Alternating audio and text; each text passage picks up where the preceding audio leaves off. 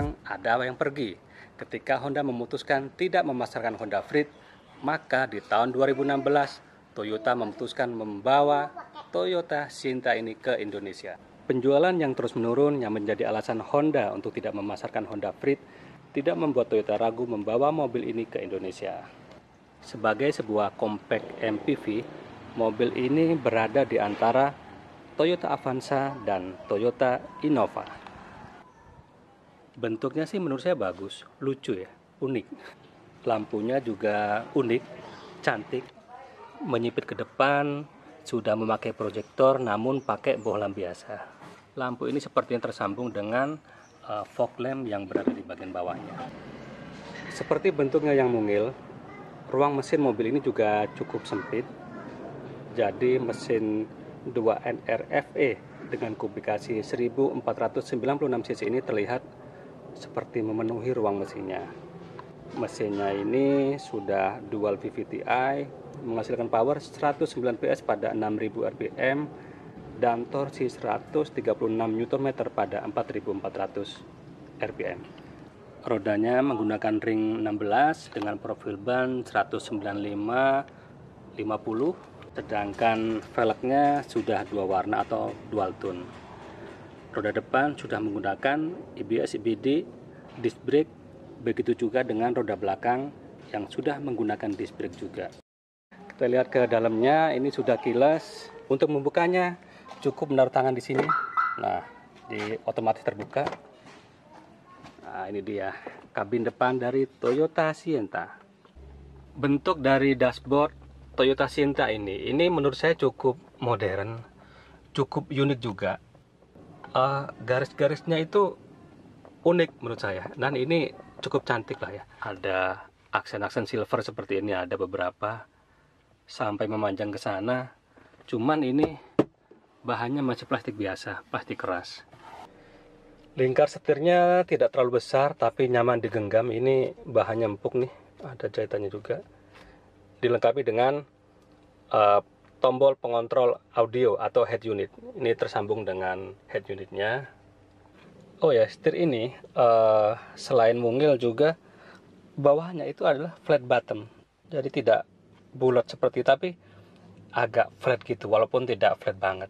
Head unit mobil ini berukuran 7 inch nih. Kalau kita nyalakan ada logo Toyota. Dan head unit ini cukup lengkap dan cukup canggih. Kalau sekilas ini kan tidak ada lubang pemutar CD, tapi sebenarnya ada. Seperti apa sih caranya untuk memasukkan atau mengeluarkan CD dari head unit ini? Caranya adalah ini kita pilih disk. Di sini ada logo atau tanda jack. Tuh, tinggal pencet. Maka dia akan bergerak, membuka, dan disinilah tempat CD-nya. Nih, tinggal masukkan atau mengeluarkan, maka head unit-nya akan kembali ke posisinya semula. Fiturnya juga cukup lengkap. Ini ada buat telepon, buat mirroring, ada Toyota Move, apa ini? Ini berbagai info tentang Toyota, mulai dari bengkel atau apapun ada di sini. Terus ini bahkan ada internet juga nih, bisa browsing nih. Apalagi ya? Ini ada radio, Bluetooth, bisa iPod, macam-macam. USB juga bisa. Ini USB-nya atau HDMI di sini. Bentuk AC-nya juga cukup simpel. Ini sudah auto climate control. Ini bisa auto. Ini pengatur kecepatan hembusan angin. Ya, ini pengatur suhu AC-nya. Ada buat kabut. Ini sirkulasi. Dan ini pengatur arah hembusan angin. Cuman sayangnya hanya ada dua arah, ke muka dan ke kaki atau ke muka aja. Nah, ini dia MID dari Toyota Sienta ini masih sebenarnya bentuknya menarik. Ini unik dan futuristik. Cuman menunya itu sangat sederhana. Hanya ada indikator RPM, kecepatan, speedometer, ada odometer, ada jam, ada bensin. Lalu di mana sih pengaturan dari MID ini? Adanya di sebelah sini. Nih, ada tombol-tombol kecil nih. Kita tinggal pencet tuh. Bisa untuk apa nih? Tuh, bisa untuk trip A, trip B, buat untuk range atau sisa daya tempuh BBM. Nah, bisa juga untuk konsumsi BBM. Ini dia. Ada suhu juga. Ini sun visornya, ada cermin tapi tidak ada lampunya. Begitu juga dengan sun visor sebelah penumpang atau sebelah kiri. Ini ada cermin tanpa ada lampu. Ini lampu bacanya, lampu cabin, belum LED. Spion tengahnya belum auto kromatik, tapi ini sudah siang dan malam, pandangan siang dan malam. Tinggal atur aja. Mobil ini memiliki cukup banyak laci atau penyimpanan barang. Ini ada satu di bawah sini. Pencet. Ini udah soft ini. Di sini juga ada. Anda bisa mengisi berbagai macam barang yang enggak terlalu besar. Dan di atas juga ada. Nah, ini dia. Jadi banyak. Selain dua laci dan satu tempat ini juga ada di sini. Anda bisa menaruh berbagai macam barang. Di sebelah kanan itu juga ada ini nih. Bisa untuk kartu tol atau kartu-kartu lainnya. Koin juga bisa. Ini tempat minum. Di kiri kanan ada. Kalian bisa juga buat misalkan koin. Di sini juga ada tempat menaruh botol minum. Mobil ini dilengkapi sejumlah fitur yang cukup canggih. Ini ada engine start button. Ini ada pengatur ketinggian lampu dari dalam. Spionnya juga sudah spion lipat. Bentar. Ini dia, bisa dilipat dari dalam. Untuk kaca jendela semuanya empat-empatnya sudah power window, cuman yang auto power window itu cuman ada di jendela pengemudi. Ini pengunci pintu. Ini pengatur spion luar. Ini transmisinya Matic CVT. Handbrake-nya juga masih manual. Kursi depan Toyota Sinta ini cukup nyaman, posisi duduknya cukup ergonomis. Apalagi ini ada sejumlah pengaturan, walaupun manual ya.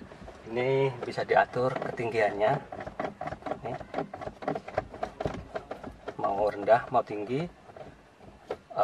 Recliningnya juga bisa diatur, sama maju mundur juga.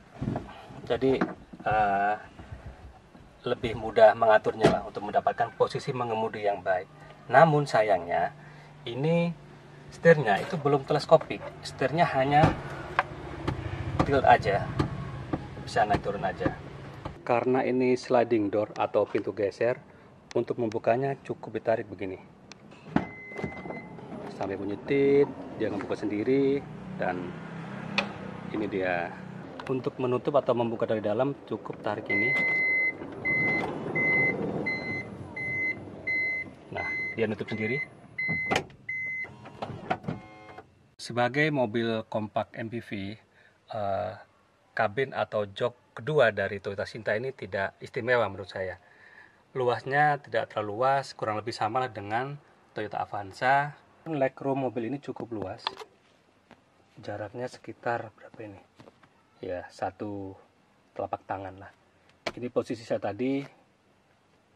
Ini jaraknya satu telapak tangan. Namun sayangnya, jok atau baris kedua dari Toyota Sinta ini belum captain seat dan tidak ada armrest. Nah, padahal kalau di Honda Freed itu sudah menggunakan captain seat.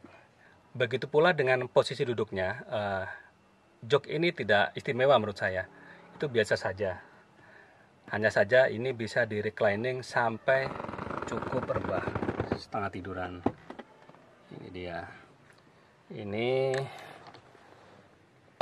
joknya 50-50, benar-benar separuh. Cuman ini ada 3 headrest. ini headrest untuk penumpang yang ada di tengah. Cuman bentuknya ini menurut saya sangat tidak nyaman ketika duduk di perbatasan seperti ini. Saya coba ya.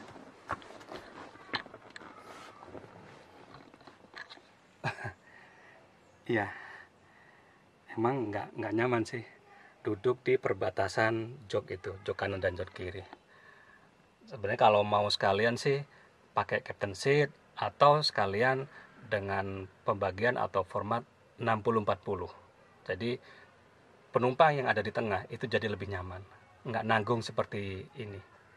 Namun Toyota Sinta ini memberikan keleluasaan atau kepraktisan untuk keluar masuk di ruangan yang cukup sempit ini, mepet dengan pagar. Karena ini sliding door, maka ketika kita membuka atau menutup pintu itu tidak terlalu terganggu. Kepraktisan lainnya adalah ketika kita mau masuk ke kursi baris ketiga, kita tinggal tarik tuas ini, nah maka dia membuka sendiri. Ini kursi baris ketiganya, satunya dalam kursi terlipat. Ya, seperti kebanyakan mobil MPV lainnya, kursi baris ketiga itu hanya fungsinya tidak maksimal, hanya semacam ya pelengkap sajalah. Ini sangat sempit, nempel dengan kursi depan, dan posisinya juga tidak nyaman. Ini aja tidak menopang seluruh paha saya, jadi rasanya nggak nyaman. Kalaupun diturunkan ada yang menggantung di sini. Tapi pasti berbeda jika anak-anak yang duduk di sini. Nah, seperti yang saya bilang tadi bahwa kursi belakang itu memang cocok untuk anak-anak nih. Sudah ada Aftar dan Sasa. Enak nggak duduk di belakang? Enak. Nyaman. Iya, ada pakai AC canggih. Oh gitu. Iyalah. Sasa emang suka duduk di belakang kalau pakai mobil ini? Suka. Iya. Kenapa? Karena enak. Oh, karena enak. Kalau Aftar? Suka duduk di depan sama belakang. Oh, depan belakang. Lebih Soalnya suka nyaman, canggih, keren banget. Oh, keren banget. Mobilnya keren ya? Ya, sungguh-sungguhan keren. Sempit nggak sih kalau di belakang? Enggak. Enggak. Kalau gajuk-gajuk itu enak nggak? Sakit nggak? Enak. Enak. Bisa tidur. Tidurnya gimana? Di sini. Oh gitu, bisa tidur. Nyaman. Bisa pakai Kita ke bagasinya. Untuk membukanya tinggal pencet ini. Nah, ini dia. Tidak terlalu luas sih. Ini sebagai gambaran aja. Ini adalah jok belakang, kursi belakang, dan ini sebuah jerigen. Jadi lebarnya sekitar segini. Cuman masih cukup lah untuk membawa 2 kopor atau beberapa barang lainnya. Namun, nah ini sudah dalam kondisi terlipat nih. Namun kepraktisan dari bagasi ini atau ruang belakang Toyota Sinta ini cukup bagus. Ketika membutuhkan ruang bagasi yang lebih luas, maka jok ketiga ini bisa dilipat hingga seperti ini. Nanti saya akan coba praktekkan seperti apa cara melipatnya. Saya akan mempraktekkan bagaimana cara melipat kursi tengah dan belakang ini. Caranya begini. Ini kita angkat dulu.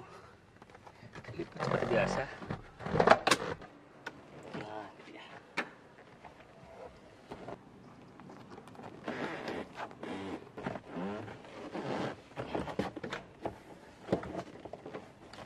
Nah, ini dia. Nah, ini dia.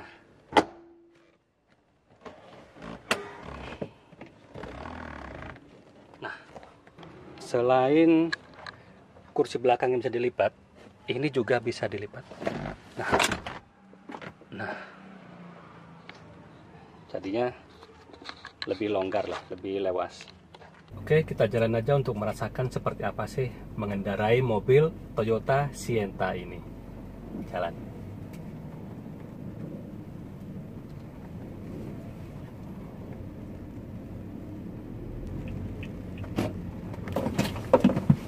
Oh, ya suspensinya sih keras, tapi kerasnya masih nyaman lah ya.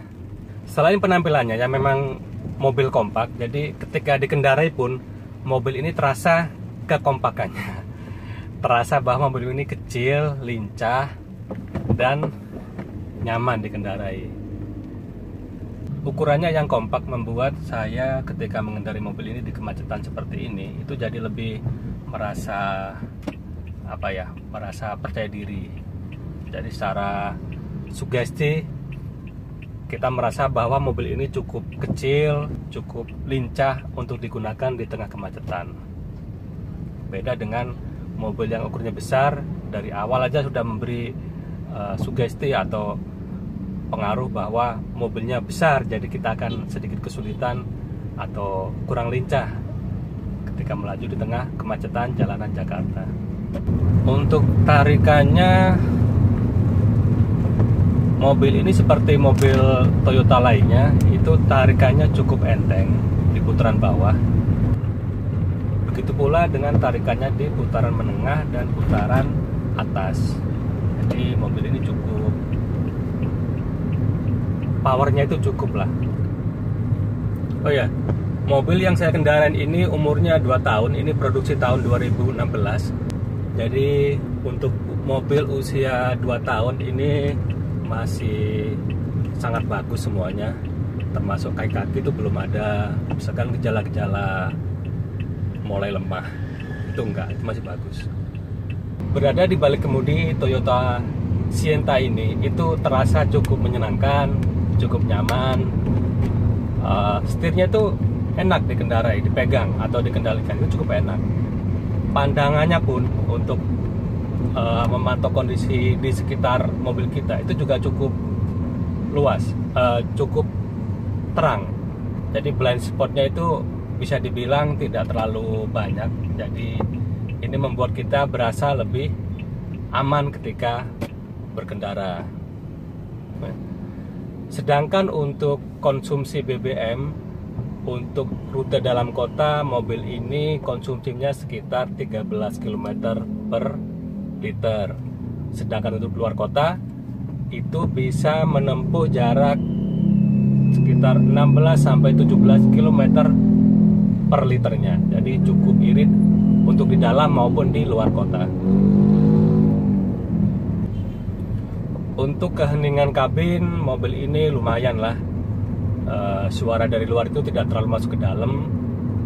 Namun bunyi dari roda, pergeseran roda dengan aspal itu cukup cukup keras. Pak, makasih Pak ya. Makasih.